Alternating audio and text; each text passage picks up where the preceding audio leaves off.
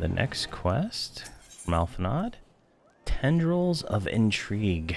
Alphanod is eager to hear Iber's report on the Ivy. Looks like we're going to pick up a body armor. That's nice. And some food. Haddock dip.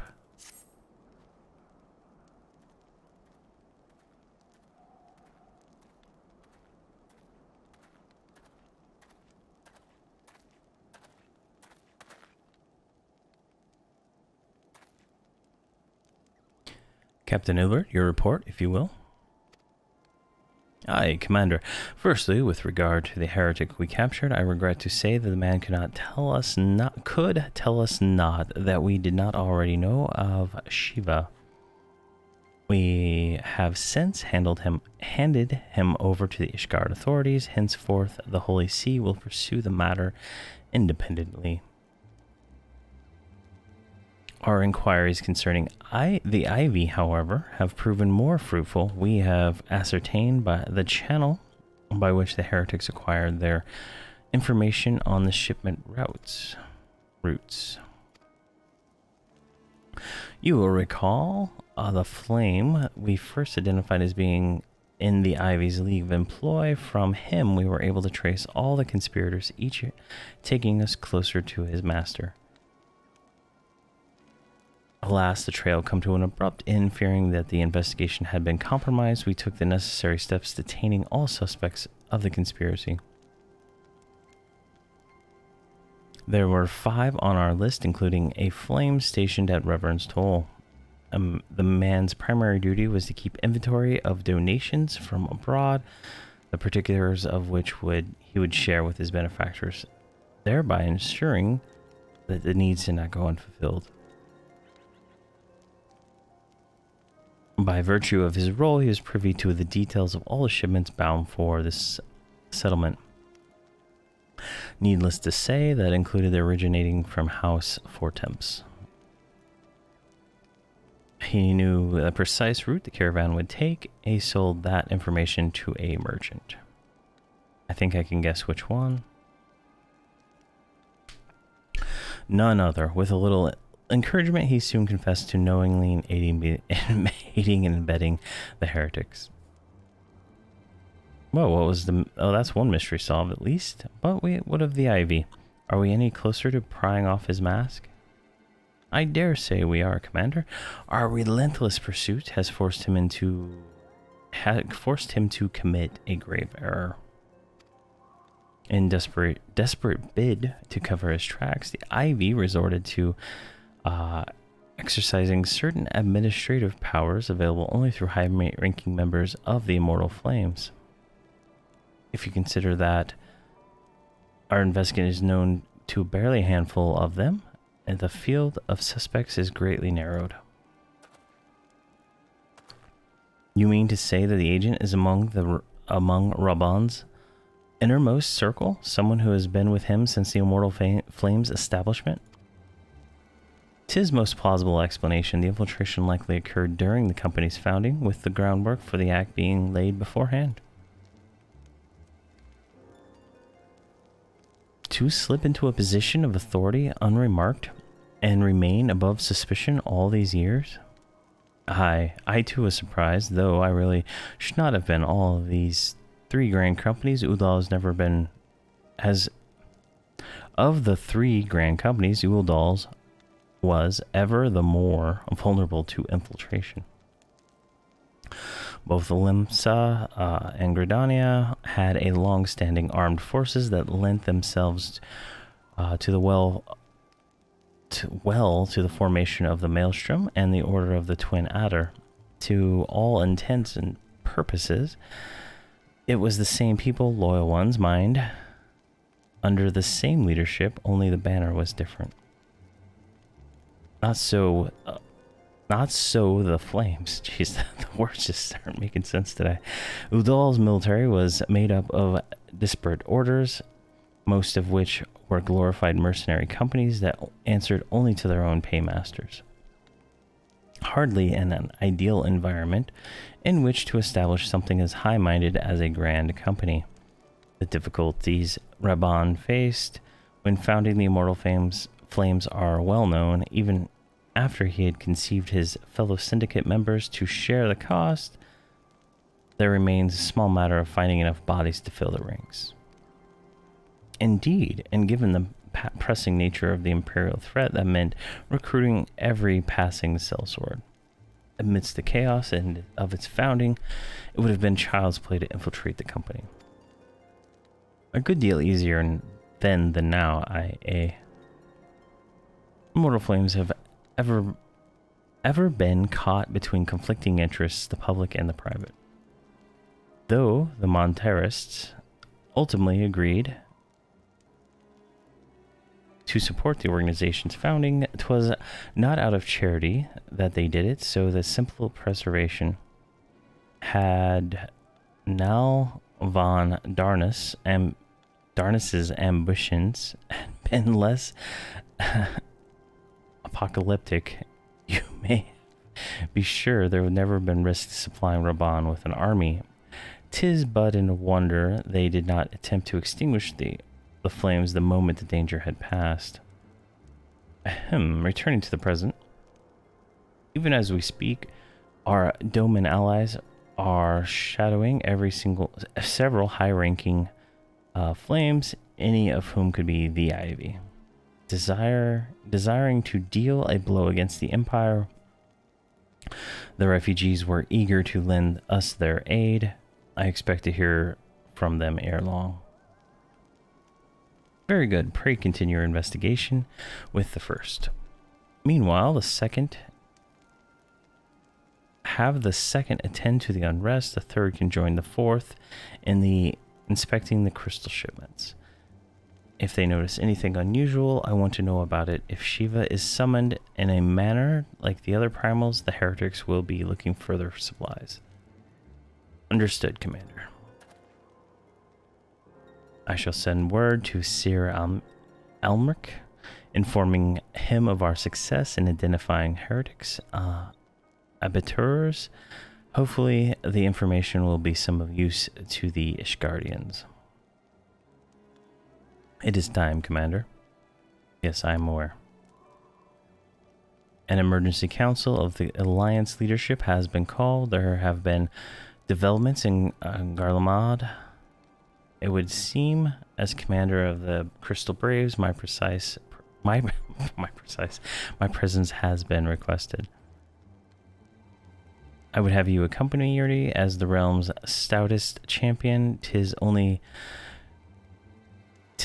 meet that you be present for the discussion. Oh, and the antecedent has already given her consent, at least to Yuri. Jeez.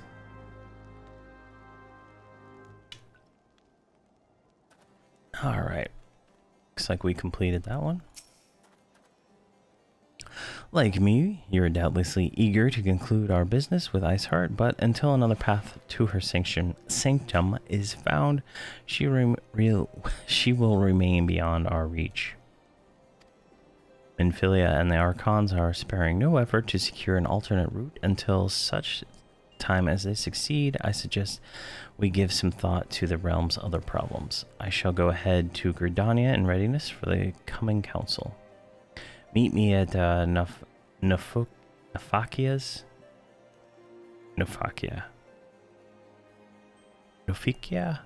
altar, and we shall make our way to Lotus Stand together.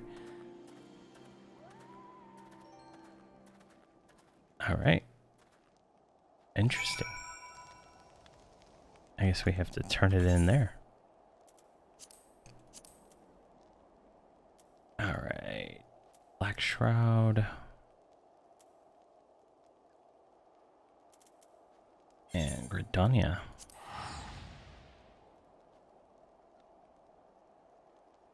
And some of the words, it's just like, feels like they're backwards. Alright, let's go up here. Ethernet to the Conjurer's Guild.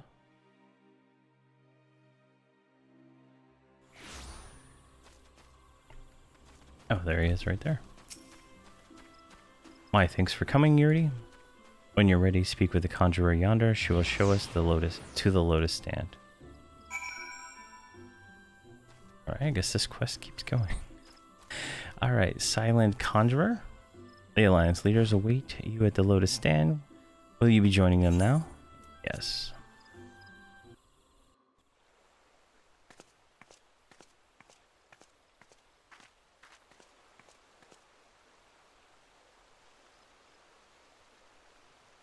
Change has come to the Garlean Empire, and we must discuss the implications.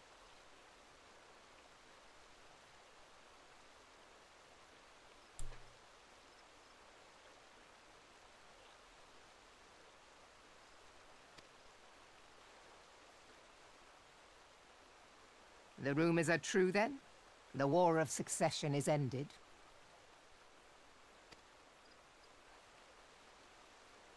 It is.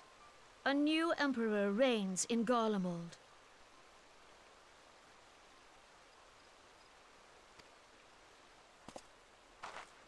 Who?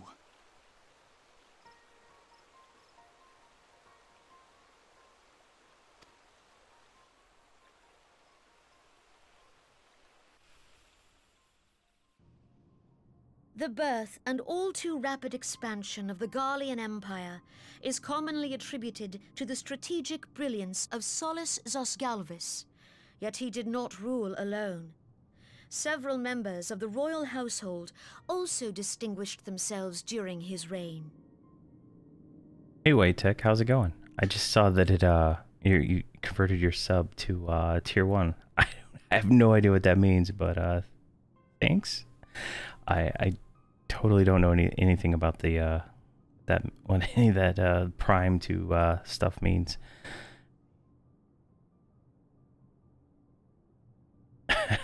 Thank you. Nevertheless, it was the eldest son who stood to inherit the throne, until his most untimely passing.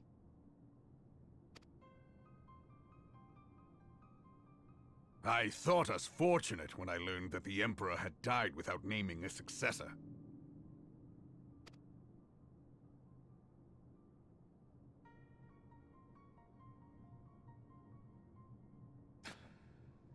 Jeez. Would that the Garlean Empire had died with him. That guy's got some cool armor, though.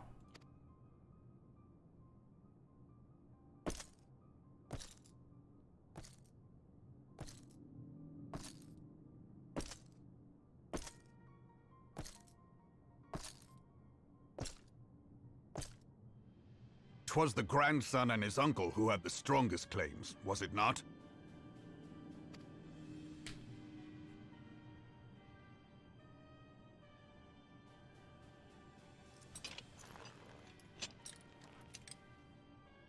Indeed, yet claims count for little without the power to assert them. High Legatus Varus Ye Galvus is a respected military leader. Not so his uncle. That hat does not look comfortable at all.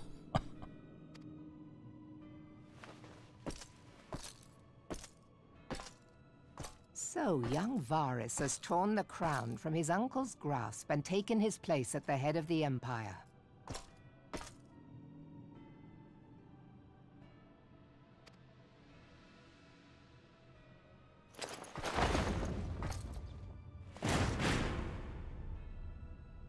That horn he's got sticking out the front is gotta be painful.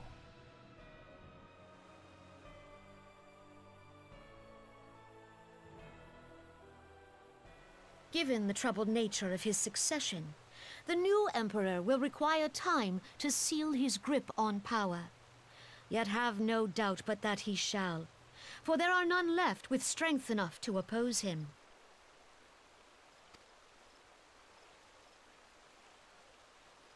Since the success of Operation Archon, the remnants of the 14th Legion and the forces occupying Alamigo have done naught but fortify their positions. But you can be sure they'll be ready to march on us again, if their Emperor gives the word. When, not if.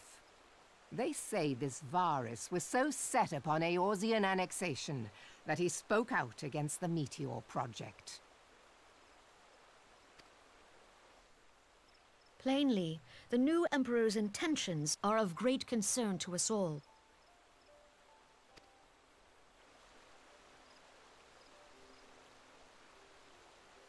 I propose that we set aside the Cartano dispute for the present, and discuss what measures the Alliance might take to prepare for a resumption of hostilities with Garlemald.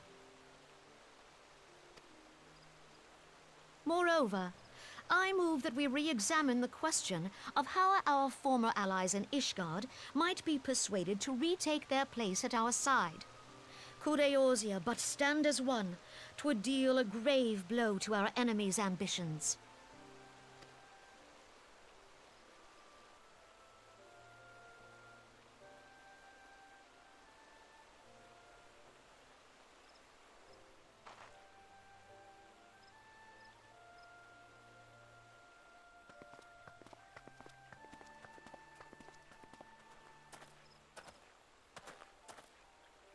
Well, I suppose we should be grateful that they have finally acknowledged the inevitability of Imperial attack. Who knows? They may even do something about it. If only the leaders of Ishgard would follow their example and stop hiding behind their gates, praying for the coming storm to pass them by. But that is a discussion for another time. At present, I am more concerned by the fact that the Alliance's mooted preparations will be made known to the Garleans many moons before their coming. So long as the ivy eludes our grasp, no secret is safe.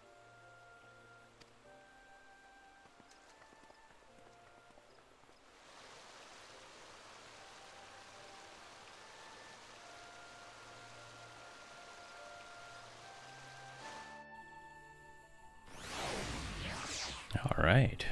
Jeez. Do we finally complete that quest? It will not have escaped your notice that the nations of Azoria are no nearer to being of one purpose, despite their protestations to the contrary. Plainly, the threat of a resurgent Garlemald is not enough to stir them. And the reason for this? Deep-rooted mistrust amongst the citizenry. The nation's leaders can come to all the understandings they like, but their unity means little and less to the common folk. Take the Lomensians, for instance. Through Admiral Merle outlawed piracy over a decade ago, the foreigners still pictured the nation as a haven for grog-swilling, wooden-leg cutthroats. And likewise, the Gridanians are mocked as hermits who talk to trees, and the Uldan scorned as swindlers who worship coin. Not that such sentiment is entirely without grounds, of course. Take that pillar of Uldanian society, Tella, let's just go with that, for example, but is beside the point. The fact is that the people are wary of outsiders, whether they have cause or to be or not. On that bias, one could argue that the conflict of the Cartanu is a necessary evil. Each nation has its own warmongering faction that advocates the acquisition of Omega. In order to placate them, we present them with something resembling warfare, and thereby curb their appetite for full-scale conflict. But enough idle musing, let us speak more precisely of the matter, the Ivy. Since we spoke at the observatorium, Captain Ilbrid has further shortened his list of suspects, and by happy coincidence, the one he deems most likely candidate has lately come to Gridania. Hunt nears the end, Yuri. All that remains is to corner our quarry and seek out Libert near Adder's Nest, and he will give you the particulars. Should there be any developments in Korthas, you may be sure that I will send word without delay. In the meantime, I wish you success in apprehending the Ivy.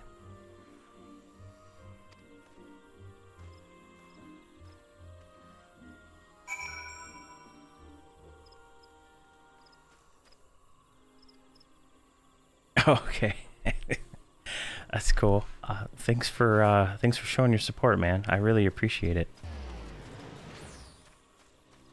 If you could post me a link. What time do you stream on your channel? If you could post it to me in like the Discord or something, I can try to make sure to come check out your stream. Let's see, where is this guy? New Gridania, up here.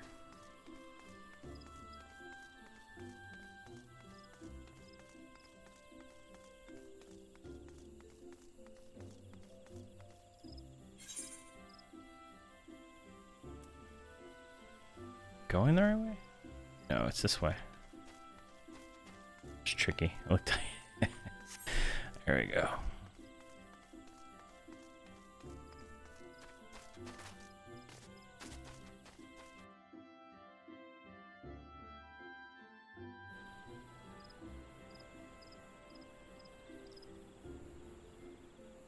Alright, where is this guy? He's over this way. Unfortunately, we cannot mount inside the city. There's Mr. Ilberd. Thanks for coming, Scion. Doubtless the commander has informed you, but we have unmasked the Ivy. From this point on, we must proceed with extreme caution. Alright, finally, we completed the Tendrils of Intrigue. Tendrils. Tendrils. What the hell am I thinking? Alright, let's go ahead and take the chest plate. And let's see if that is an actual upgrade for us. Does look like it is. Holy crap. Hold on. The armor in this game is just something else. I mean, that is crazy. It's like totally masculine armor, but then they put her in a skirt. It's totally funny. Alright.